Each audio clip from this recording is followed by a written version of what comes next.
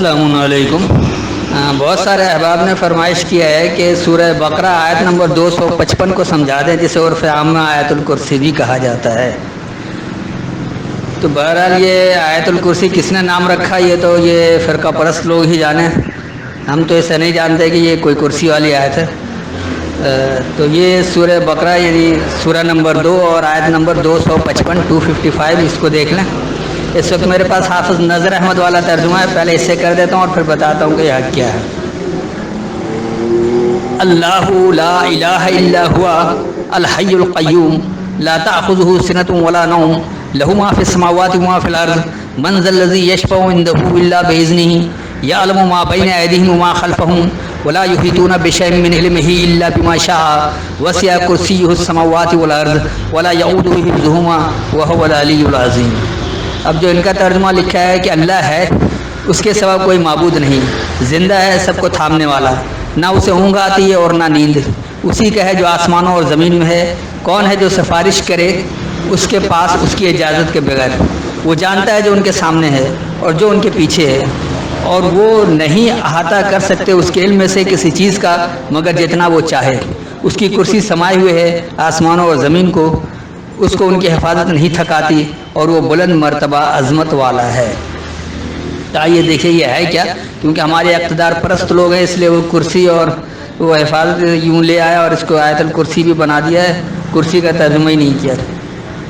تو یہ آئیے، اللہ یعنی اللہ، لا الہ نہیں کوئی حاکم، الا ہوا صرف وہی، الحی القیوم احیا کرنے والا، زندگی دینے والا، نشوونما دینے والا، اور قیوم ڈٹ جانے والا، ہمیشگی والا۔ لا تاخذہ تم اسے نہیں پکڑو، سنتن سڑا ہوا، سنت کہتے ہیں سڑ جانے کو، اور یہ انہوں نے خود بھی ایک جگہ کیا جب وہ اسی سورہ بقرہ میں کہ اپنے سامان کی طرف دیکھو وہ سڑ نہیں گیا، جو دوسری زندگی بتاتے ہیں۔ بہرحال تو سنتن جہاں بھی قرآن میں آیا وہ سڑنے کے لیے آیا ہے،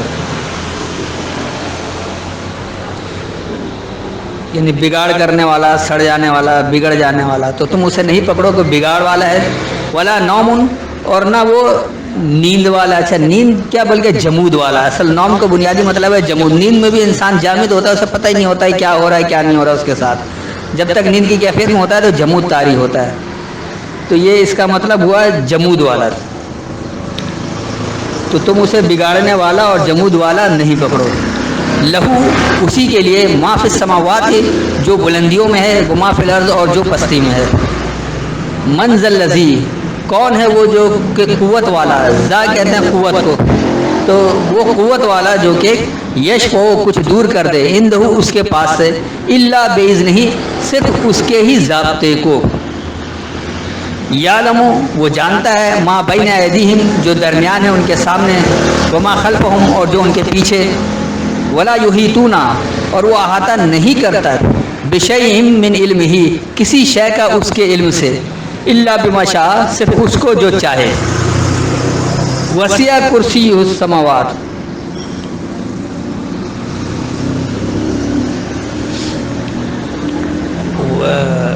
وسع یعنی وسیع ہے یا وسعت ہے، کرسیہ اس کا اقتدار، سماوات والارض بلندی اور پستی کا، ولا یعودہ اور نہیں اسے دشوار ہے یا تھکاتی ہے ان دونوں کی حفاظت کا، یعنی بلندی اور پستی کی حفاظت کا، وہو العلی العظیم اور وہی انتہائی برتر یعنی انتہائی بلندی والا ہے۔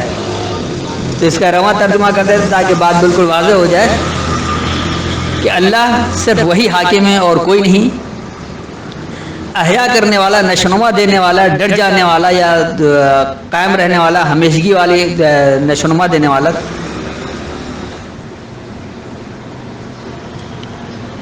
تم اسے بگاڑ کرنے والا اور جمود والا نہیں پکڑو، جو کچھ بلندیوں میں ہے اور جو کچھ پستی میں ہے اسی کے لیے ہے۔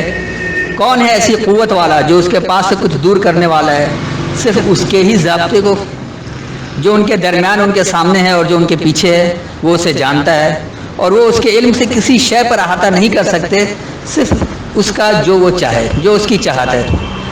بلندی اور پستی میں اس کے اقتدار کی وسعت ہے، اور ان دونوں کی حفاظت اسے دشوار نہیں ہے۔ اور وہی انتہائی برتر یعنی انتہائی بلندی والا ہے۔ تو میرے خیال میں اس کی وضاحت ہو گئی ہوگی، پھر بھی کوئی سوال ہو تو پوچھ سکتے ہیں۔ السلام علیکم۔